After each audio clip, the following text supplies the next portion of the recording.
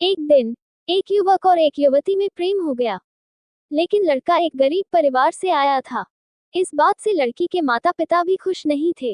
इसलिए युवक ने फैसला किया कि वह न केवल लड़की को अपनी पत्नी स्वीकार करेगा बल्कि उसके माता पिता को भी समझाकर अपने माता पिता की तरह स्वीकार करेगा। समय के साथ माता पिता ने देखा कि वह एक अच्छा आदमी था और उनकी बेटी के लिए सभी तरह से योग्य था। लेकिन एक और समस्या थी, वह आदमी एक सैनिक था। जल्द ही युद्ध छिड़ गया और उसे 1 साल के लिए विदेश भेजा जा रहा था।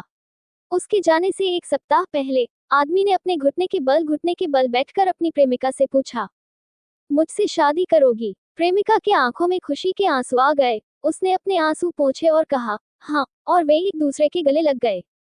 वे इस बात पर सहमत हुए कि जब वह 1 साल में वापस आएगा तो वे शादी कर लेंगे। लेकिन एक बड़ी त्रासदी हुई। उसके जाने के कुछ दिनों बाद लड़की का एक बड़ा एक्सीडेंट हो गया। ये एक्सीडेंट गाड़ियों की आमने सामने की टक्कर थी। जब वह अस्पताल में जागी तो उसने अपने माता पिता को रोते हुए देखा। तुरंत वह जान गई कि कुछ गड़बड़ है। बाद में उसे पता चला कि उसे ब्रेन इंजरी है। उसके चेहरे की मांसपेशियों को नियंत्रित करने वाले उसके मस्तिष्क का हिस्सा क्षतिग्रस्त हो गया था। उसका कभी सुंदर और प्यारा दिखने वाला चेहरा अब विकृत हो गया था। खुद को आईने में देख वह रो पड़ी। कल मैं सुंदर थी, एक परी जैसी थी। आज मैं एक राक्षस हूँ। उसका शरीर भी बहुत सारे बदसूरत घावों से भरा हुआ था।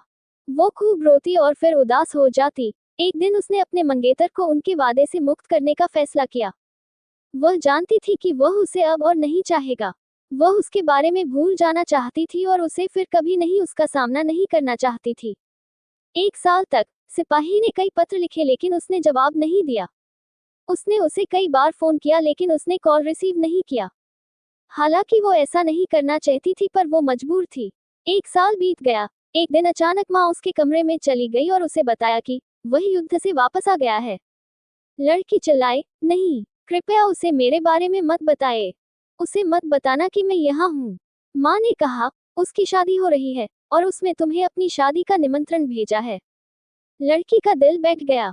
वह जानती थी कि वह अब भी उससे प्यार करती है लेकिन उसे अब उसे भूलना होगा।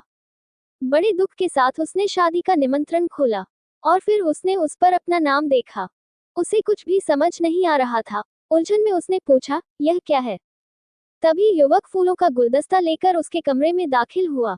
वह उसके पास घुटने टेक कर बैठ गया और पूछा, क्या तुम मुझसे शादी करोगी? लड़की ने अपना चेहरा अपने हाथों से ढांक लिया और कहा, मैं बदसूरत हूँ। तुम अगर ठीक से मुझे देखोगे तो तब तुम्हें सच्चाई पता चलेगी। और उसने अपने चेहरे से हाथ हटा दिया। उस युवक ने कहा, तुम्हारी अनुमति के बिना तुम्हारी माँ ने मुझे तुम्हारी तस्वीरें भेजी। जब मैंने वो तस्वीरें देखी तो मुझे एहसास हुआ कि कुछ भी नहीं बदला है। तुम अब भी वही हो जिससे मुझे प्यार हुआ था। तुम अब भी पहले की तरह खूबसूरत हो, क्योंकि मुझे तुमसे प्यार है। दोस्तों, अक्सर लोग ऐसी बातें करते हुए पाए जाते हैं कि प्रेम अंधा होता है। सच्चा प्यार शरीर से नहीं आत्मा से किया जाता है। लेकिन दुनिया की कड़वी सच्चाई यह है, लोग इसके विपरीत ही करते हैं।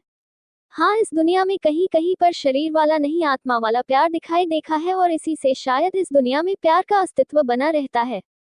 दोस्तों, उम्मीद करती हूँ आपको हमारी कहानी पसंद आई होगी। कहानी पसंद आई है तो वीडियो को लाइक करें, चैनल पर नए हैं तो सब्सक्राइब करें और हाँ, नोटिफिकेशन बेल को जरूर दबाएं ताकि अगली अपडेट सबसे पहले आपको मिले।